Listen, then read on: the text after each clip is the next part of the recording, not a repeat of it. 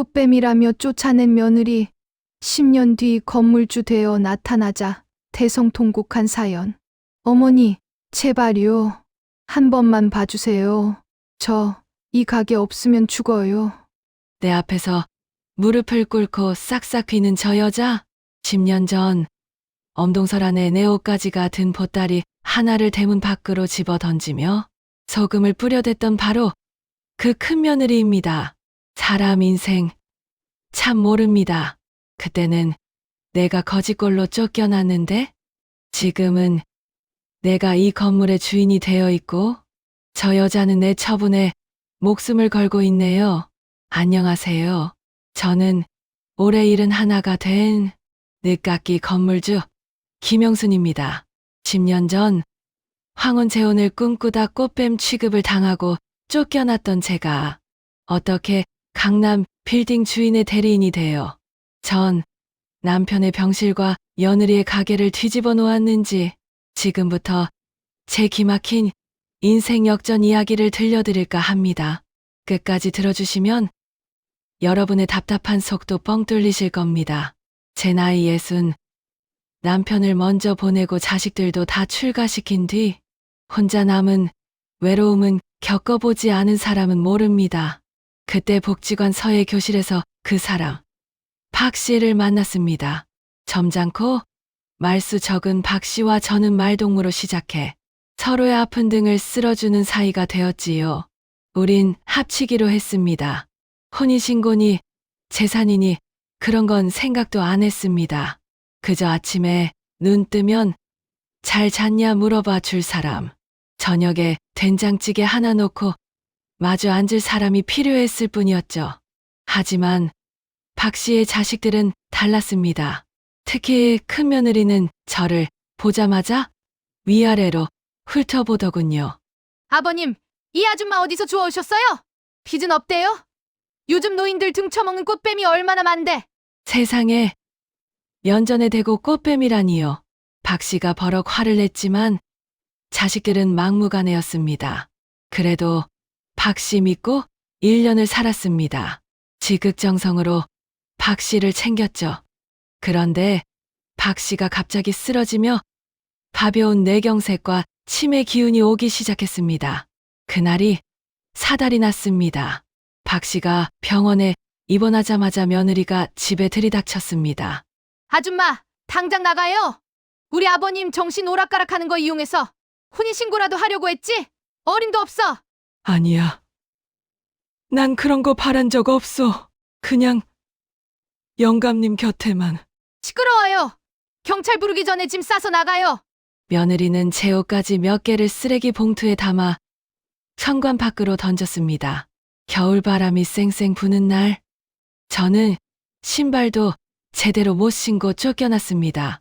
병원에 있는 박 씨에게 연락이라도 하고 싶었지만 자식들이 제 전화번호를 차단해버렸더군요. 그렇게 저는 하루아침에 길바닥으로 나앉았습니다. 죽고 싶었습니다. 억울해서 잠이 안 왔습니다. 하지만 목구멍이 포도청이라 식당 설거지부터 시작했습니다. 그러다 요양보호사 자격증을 따게 되었죠. 그때 저에게 배정된 분이 바로 최 여사님이었습니다. 동네에서 소문이 자자했습니다. 성격이 불같고 깐깐해서 요양보호사들이 사흘을 못 버티고 도망가는 집이었죠. 가보니 정말 가관이더군요. 밥상이 조금만 식어도 상을 엎고 빨래 개는 게 마음에 안 든다며 옷을 던지시고. 하지만 저는 알았습니다. 그분이 못돼서 그러는 게 아니라 외로워서 투정을 부린다는 거려. 자식들이 미국이다 뭐다 하며 코빼기도 안 비추니 돈은 많아도 마음이 병든 노인이었죠. 저는 쫓겨난 제 신세가 생각나 최 여사님을 친어머니처럼 모셨습니다. 욕을 하시면 네, 제가 더 잘할게요 하며 웃어넘겼고 밤마다 다리를 주물러 드렸습니다. 그렇게 3년이 지났을까요? 어느 날 최 여사님이 제 손을 꼭 잡으시더군요. 영순아, 내 자식놈들도 나한테 이렇게 안 한다. 너는 왜 이렇게 미련하게 착해 빠졌냐? 그러면서 당신의 속사정을 털어놓으셨습니다. 강남에 빌딩이 2채나 있는 알부자인데 자식들이 유산 빨리 달라고 소송 걸고 난리라며 당신은 죽어도 자식들한테는 한 푼도 주기 싫다고 하셨습니다. 그때부터 제 인생이 바뀌기 시작했습니다. 최 여사님은 건강을 회복하시면서 저를 딸이 아닌 친구이자 동업자로 대해주셨습니다. 그리고 당신 소유의 빈 상가 하나를 내주며 반찬 가게를 해보라고 하셨죠? 제 손맛을 믿으신 겁니다. 10년이 흘렀습니다. 제 반찬 가게는 대박이 났고 최 여사님은 저에게 건물 관리까지 맡기실 정도로 저를 신뢰했습니다. 어느 날이었습니다. 제가 관리하는 상가 1층 카페의 세입자가 월세를 3달째 밀리고 있어 독촉하러 내려갔습니다. 사장님, 월세가 너무 밀리셨어요. 이번 달까지 안 주시면 곤란합니다.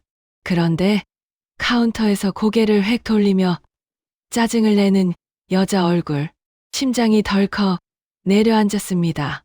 눈가에 주름은 늘었지만 독살스러운 눈매, 바로 10년 전 저를 쫓아냈던 그 큰 며느리였습니다. 며느리는 화려한 옷을 입은 저를 전혀 알아보지 못하더군요. 10년 전 저는 파마 머리에 몸빼 바지였지만 지금은 최 여사님이 사준 정장을 입고 있었으니까요. 아니, 건물주 대리인연다야? 장사 안 되는 거 안 보여요? 아줌마가 뭘 안다고 난리야? 여전하더군요.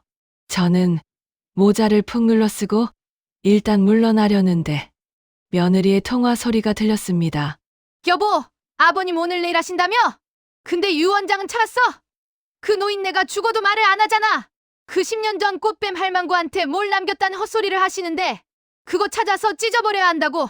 피가 거꾸로 솟았습니다. 박 씨가 위독하다니, 그리고 나를 찾고 있다니. 저는 그 길로 변호사를 대동해 박 씨가 입원해 있다는 요양병원으로 향했습니다. 병실 문을 열자 뼈만 앙상하게 남은 박 씨가 보였습니다. 그리고 그 옆에는 유산을 찾겠다며 병실을 뒤지는 큰아들과 며느리가 있었죠. 누구세요? 여긴 외부인 출입 금지인데. 며느리가 쏘아붙였습니다. 저는 천천히 선글라스를 벗었습니다. 오랜만이네. 그동안 잘 지냈나? 당신 그 꽃뱀. 자식들이 경악하는 사이 침대에 누운 박 씨가 희미하게 눈을 떴습니다. 영순아. 그 순간 함께 간 변호사가 서류 가방을 열었습니다. 박철민님의 법률 대리인입니다. 박철민님께서는 10년 전 정신이 온전하실 때 이미 공증유언장을 작성해 두셨습니다.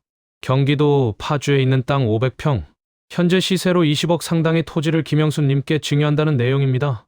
병실은 찬물을 끼얹은 듯 조용해졌습니다. 뭐야? 이 노망난 노인네가 진짜. 며느리가 달려들려 할 때였습니다. 제가 가방에서 또 다른 서류 봉투 하나를 꺼내 며느리 연전에 던졌습니다. 이건 내 시아버지가 주는 게 아니야. 내가 주는 선물이지. 이게 뭔데? 며느리가 떨리는 손으로 서류를 집어들었습니다. 그건 바로 며느리가 운영하는 카페 건물의 임대차 계약 해지 통보서였습니다. 나다. 내가 월세 밀리고 갑질하던 그 건물주 대리인. 아니, 이제 내가 건물주야. 최 회장님이 이 건물을 나한테 증여하셨거든. 며느리의 얼굴이 사색이 되다 못해 흑빛이 되었습니다. 어머니가 건물주라고요? 아이고 어머니, 제가 눈이 삐었었나 봐요. 그때부터 시작된 며느리의 싹싹 빌기쇼. 하지만 저는 차가운 눈으로 내려다보며 말했습니다. 내 남편이 준 땅? 그건 너희들 줄게. 그거라도 있어야 너희들 밥이라도 먹고 살지 않겠니? 대신 내 건물에선 당장 나가라. 내 가게에 너 같은 세입자 두기 싫으니까. 박 씨는 제 손을 잡고 편안한 미소를 지으며 며칠 뒤 세상을 떠났습니다. 비록 10년은 떨어져 있었지만 마지막 가는 길에 제가 지켜줄 수 있어 다행이었습니다. 여러분, 인생 참 모릅니다. 남의 눈에 눈물 나게 하면 자기 눈엔 피눈물 나는 법입니다. 그리고 묵묵히 착하게 살다 보면 언젠가는 벼틀 날이 오더군요. 지금 힘드신가요? 억울하신가요? 조금만 더 버티세요. 저처럼 인생 역전의 기회가 반드시 찾아올 겁니다. 오늘 이야기가 통쾌하셨다면 구독과 좋아요 한 번씩만 꾹 눌러주세요. 시청해주셔서 감사합니다.